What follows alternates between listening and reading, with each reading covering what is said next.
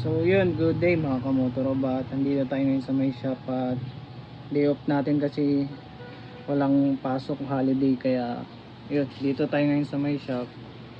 So yan, ito yung shop natin. So marami ngayon ginagawa dito, puro overhaul.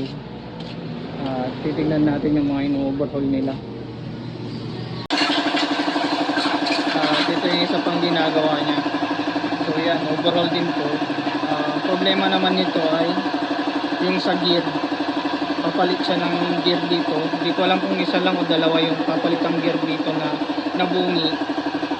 So yun, puro overall yung ginagawa niya ngayon. At meron din ginagawa ditong isa. So ito naman yung isang ginagawa ng isang mekaniko namin na problema naman nito yung block niya. Kumbaga natuyuan to ng langis kaya yung block niya nagasgas. At yun ang papalitan naman dito yung block. So pag nagasgas na kasi ang block natin, hard starting na to. At mahirap nang i-start, minsan hindi na mag-i-start talaga. So yan, ito yung buong ano nung ino-overhaul niya. So yun, yung nasa taas naman ginagawa din nung mekaniko namin. Yung isa papalitan ng block kasi yun, natuyan din ng langis siguro, papalitan din ng block. Then yung isa tapos na yata yan, overhaul din. So yun, super busy ngayon dito sa may shop. Daming ginagawa. At yun, ito yung isang ino-overhaul ng kapatid ko. So yan, ang problema naman nito ay naputol lang yung spring niya sa may kick. At papalitan na rin yata yung block nito. So yun, pang problema niya sa kick, pag kunyari pag nag-start tayo, i-kick natin siya para umandar yung motor natin, hindi na siya babalik sa dating posisyon niya. Kumbaga pag kinik natin, mag-steady na siya dun. So pag ganun, iingay lang yung motor natin, yung mga gear natin sa loob ng makina, kaya need talagang palitan yung kick spring.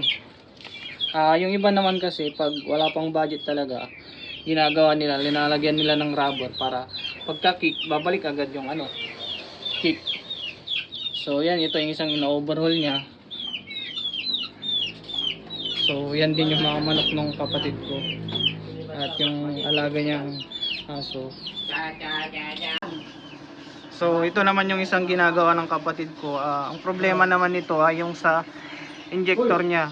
Kumbaga yung nagbubuga ng gasolina sa motor natin. Kasi hindi na siya yung tulad ng iba na carburetor, fuel injected na to. Kaya yan, ito yung throttle body niya. So yun, ang papalitan naman dito yung injector niya kasi sira na. Yun ang mahirap kasi sa F5, pag di natin na-maintain at nalilinisan yung injector natin, yun ang magiging cause, yung masisira. Kaya lagi nating tatandaan, maintain natin yung motor natin na PPMS. So yan yung mga ginagawa niya, tambak.